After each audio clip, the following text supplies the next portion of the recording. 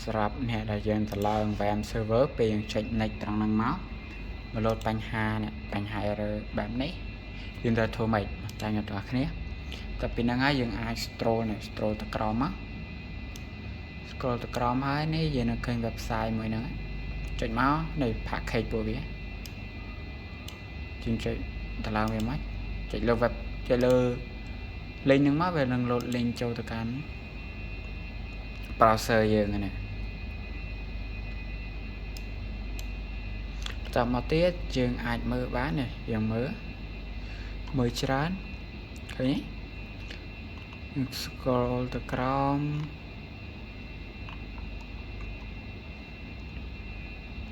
យើងឃើញ package ត្រង់នេះឃើញអត់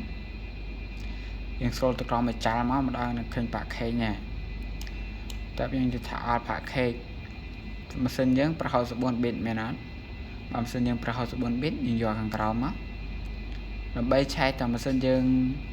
ប្រើ32រហូត14 bit នឹងបានយើងអាចចូលទៅកាន់ XPC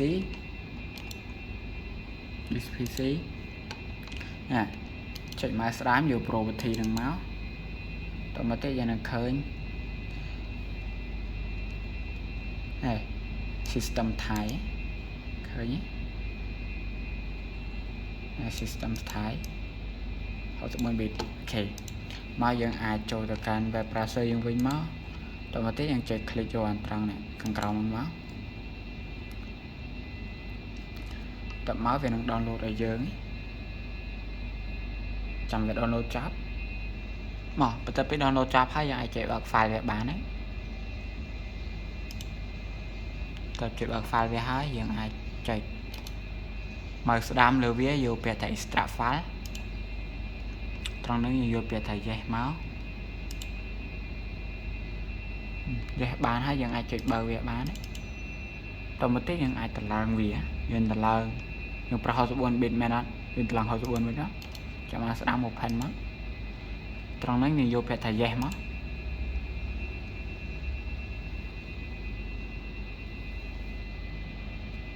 yes ហើយយកទៅនេះយក tick I have read an offset license term មកចុច install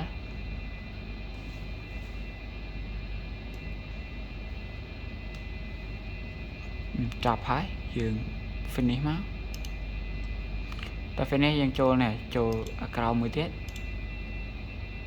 ចុច install វាដូចគ្នាមក yes មកយើង next ថេកដូចគ្នា install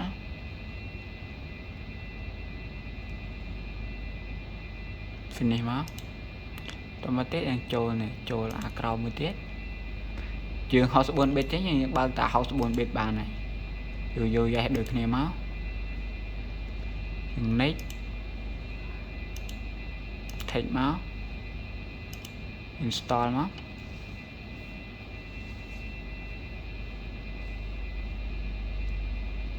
finish មកដូចគ្នា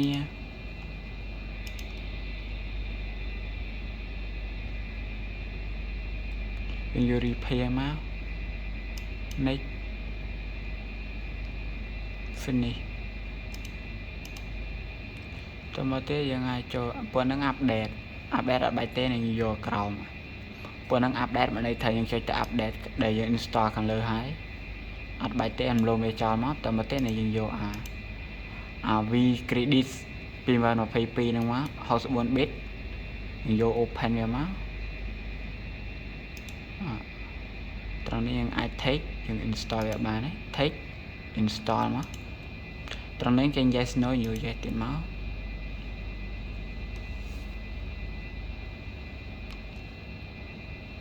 នេះវាត្រៀមថាឲ្យយើង system យើង reboot យើងអាច reboot system យើងបានយើង reboot មក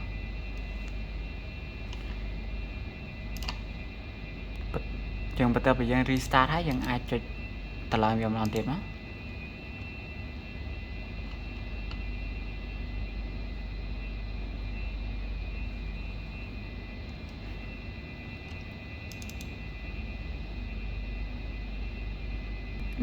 ត្រង់នេះយើងចេញ yes no យក yes ទៅមក yes Tầm một tiết trong nâng dừng vô English hay Bập sang lấy tao nhá take I upset agreement mà next next next next tiền máu next máu install máu cái thế việc đời đừng chăm về install lại chậm